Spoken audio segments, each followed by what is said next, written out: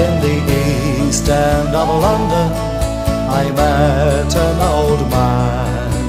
He kept a bar called the Horses and Tram. My